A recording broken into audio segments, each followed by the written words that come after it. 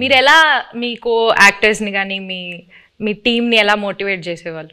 ప్రతి ఎపిసోడ్ ఈ సినిమాలో చాలా పెద్ద ఎపిసోడ్. పాపం అరవింద్ గారికి ఆయనకి బాగా ఆయన హీట్ మ్యాక్సిమం ఆయనే ఫేస్ చేశారు. కానీ మాకు ప్రతి ఎపిసోడ్ ఒక ఛాలెంజింగ్ ఎపిసోడే.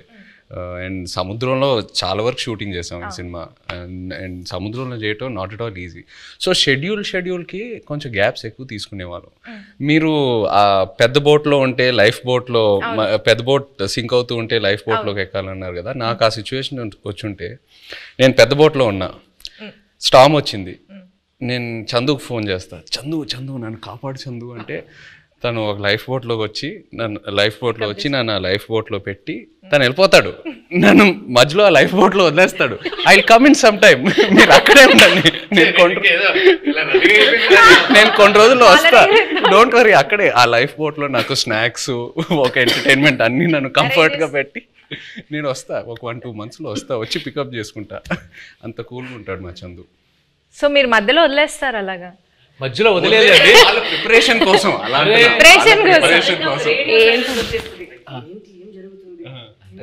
జరుగుతుందా ఏమైనా అలా సడన్ గా ఒక సైలెన్స్ వస్తుంది ఒక 2 monthsకి. దాని తర్వాత మళ్ళీ స్టార్మ్ స్టార్ట్ అవుతుంది.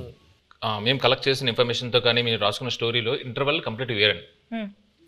ఒకసారి మళ్ళీ మనం వెళ్ళినప్పుడు మొత్తం అంతా అక్కడ శ్రీకాకుళం వెళ్ళి మొత్తం రీసెర్చ్ చేస్తున్నప్పుడు ఇంకా డీప్ అండ్ డెప్త్గా ఆ 22 మందిని కూర్చొని వాళ్ళని వీళ్ళని అడిగితే, అప్పుడు వాళ్ళు అక్కడ ఫిషింగ్లో ఉన్నప్పుడు వాళ్ళకి ఒక 2017లో ఒక స్టార్మ్ వచ్చింది. నిజంగా వాళ్ళ పడవలు ఎలా అయ్యాయి, ఒక పెద్ద కార్గో షిప్ ఎలా వచ్చింది, దాన్ని ఎలా ఫేస్ చేశారు, ఇవన్నీ విన్న తర్వాత అప్పటికే బడ్జెట్ ఫిక్స్ అయిపోయింది. మెల్లిగా పిల్లిలో వచ్చాయి మళ్ళీ అరవింద్ గారి దగ్గరికి వచ్చి, అరవింద్ గారు అంటే మన ఇంటర్వెల్ని మొత్తం ఇప్పుడు ఏదో నార్మల్గా అక్కడ ఎవరు ఓకే చెప్పింది, వాసువే కదా విని యాస్టేజ్ చేయాలి సార్, మనం ఇది యాస్టేజ్ చేస్తున్నాం దింపుతున్నాం మనకే కదా.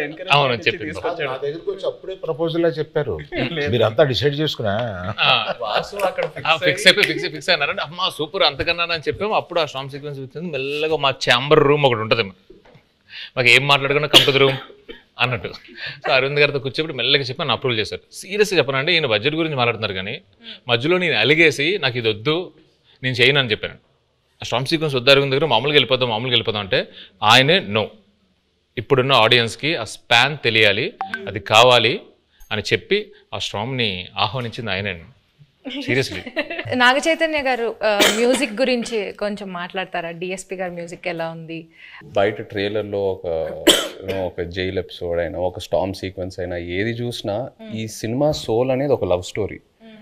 అండ్ ఒక లవ్ స్టోరీకి ఎప్పుడు ఒక అద్భుతమైన ఆల్బమ్ కావాలి. దేవి గారు మనకి ఒక అద్భుతమైన ఆల్బమ్ ఇచ్చాడు. మొన్న హైలసో పాట కూడా రిలీజ్ అయిన తర్వాత అమేజింగ్ రెస్పాన్స్. అంటే బుజ్జి తల్లి తర్వాత ఇంకా ఏ పాట అయినా అందుకుంటుందా అని ఒక చిన్న క్వశ్చన్ మార్క్లో ఉన్నాను.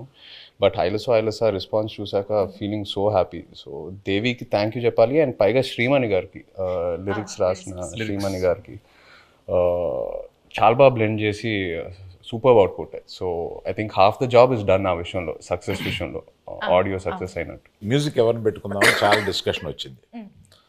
దేవిప్రసాద్ని పెట్టుకుందామని వస్తే నేను వద్దన్నాను దేవిప్రసాద్. ఎందుకంటే పుష్ప మాది ప్యారలల్గా వెళ్తుంది. అయ్యి బాబాయ్, దానికి ఉండే కాన్సన్ట్రేషన్కి, దానికి ఉండే వర్క్కి దేవిప్రసాద్ టైం స్పేర్ చేయడు. దేవిప్రసాద్ నాకు చిన్నప్పటి నుంచి తెలుసు. మా ఫ్రెండ్ కొడుకు మాకు బోల్డ్ సినిమాలు చేశాడు. మా ఇద్దరికి అసలు మామూలుగా బయట ఎక్కడన్నా కనిపిస్తే మేము లవర్స్ కావలించున్నట్టు కావలించుకుంటాం. అంత ఇష్టం నాకు. కానీ ఈ సినిమా కరెక్ట్ కాదా అని ఇలాగా సందేహపడుతూ రోజు డైనింగ్ టేబుల్ బన్నీతోటి,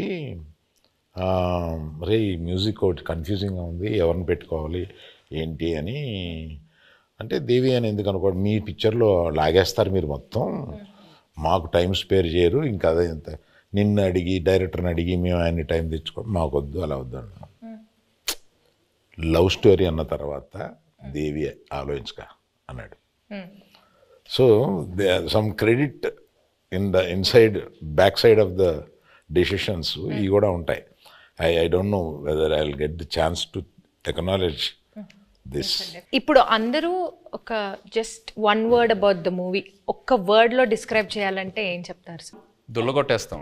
రాజులమ్మ జాతర. పల్లవి గారు మీరు నీ బొందలో ప్రేమ. వెళ్తున్నారు అనుకున్నారు. ఉంటావా వెళ్ళిపోతావా? అలా అలా మీకు పైకి కనిపించే బుజ్జితల్లి కాదండి, వెనకుంట చూడండి గాజులమ్మ చేతర ఉంటది. మీరు డైలాగ్ చెప్పండి. అదే డైలాగ్ చెప్పండి, మీరు చెప్పండి. మీ బొందులో ప్రేమ. అయ్యో, మీ కాదు, మీ బొందులో ప్రేమ. Thank you sir. మీరు 1 word లో ఎలా డిస్క్రైబ్ చేస్తారు? I'm confident it will become another feather in Geetha's cap. ఒక్కసారి వెనక్కి తిరిగి మూవీ జర్నీని చూసుకుంటే కనుక మీరు మర్చిపోలేని మెమరీ ఏదైనా ఉందా? Starting with Aravind sir. Chaitu నాకు తెలుసు, చైతుతోటి నా ప్రయాణం ఉంది. చైతు అంటే ఎటువంటి వాడు ఏంటి, మా ఇద్దరికి ఒక కనెక్ట్ ఉంది. నాకు సాయి పల్లవి అంటే చాలా ఇష్టం. ఇది ఫస్ట్ సినిమా అప్పుడే ఒకసారి కావలించుకుని మెచ్చుకుని వెళ్ళిపోయాను ఒక ఫంక్షన్లో, అంతే. తర్వాత నాకు కనెక్ట్ లేదు. ఫిదాలో తర్వాత లేదు. తర్వాత దగ్గరికి వచ్చి చేసిన తర్వాత నేను మామూలుగా నేను చాలా ప్రేమించేశాను అమ్మాయిని. నాకు పర్సనల్గా చాలా క్లోజ్ అయిపోయింది. పట్టుకుని నేను నా కూతురు లాంటి దానివి అన్న ఒక ఎమోషన్ తీసుకురాగలిగింది నా దగ్గర నుంచి.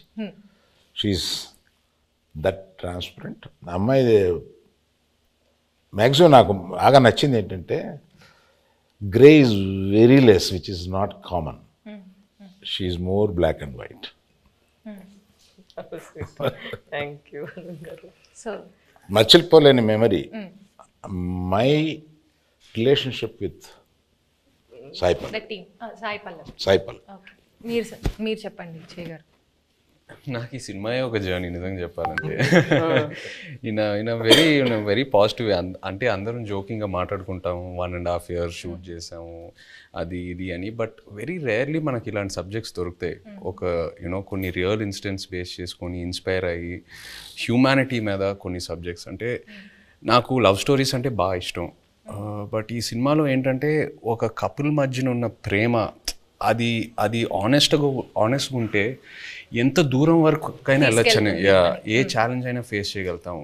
ద పవర్ ఆఫ్ లవ్ ఈ సినిమాలో బాగా హైలైట్ అవుద్ది. అండ్ లవ్ అనేది జస్ట్ హ్యాపీనెస్సే కాదు, లవ్లో పెయిన్ కూడా ఉంటుంది. అండ్ ఈ సినిమాలో అది బాగా ఎక్స్ప్లోర్ చేసాం. పుట్టింగ్ దట్ అసైడ్ ఈ 1.5 year ఈ ట్రావెల్ అంటే మా టీంతో, అరవింద్ గారితో, పల్లవి గారితో, చందుతో అందరితో ట్రావెల్ చేస్తూ ఇంకా ఒక 1 month షూటింగ్ పెడితే నేను హ్యాపీగా వస్తాను. అందరితో కొట్టారు కానీ బట్ అంత అంటే ఇంకా చేయాలని కొన్ని సినిమాలకి అలా అనిపిస్తూ ఉంటుంది. ఎక్కడ సమ్మర్లో రిలీజ్ చేద్దామన్నారు. ఒకసారి క్లాస్ అయిపోయింది.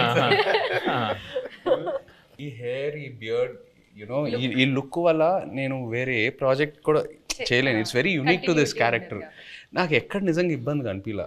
అంటే ఇవాళ వెళ్ళి షేవ్ చేసేద్దాం అబ్బా, ఇవాళ హెయిర్ కట్ చేసేద్దాం అబ్బా, చిరాకు వస్తుంది, అట్లా ఎక్కడ అనిపించలా. ఇంకా అరవింద్ గారు ఇంకా చేద్దామంటే okay let's do it, Chandu ఏదైనా బెటర్మెంట్ చేద్దామంటే let's do it. So that's just a sign saying that బాగా కనెక్ట్ అయ్యి ఎంతో ప్రేమించి ఎంతో ఆనెస్ట్గా ఈ జర్నీ జరిగిందని.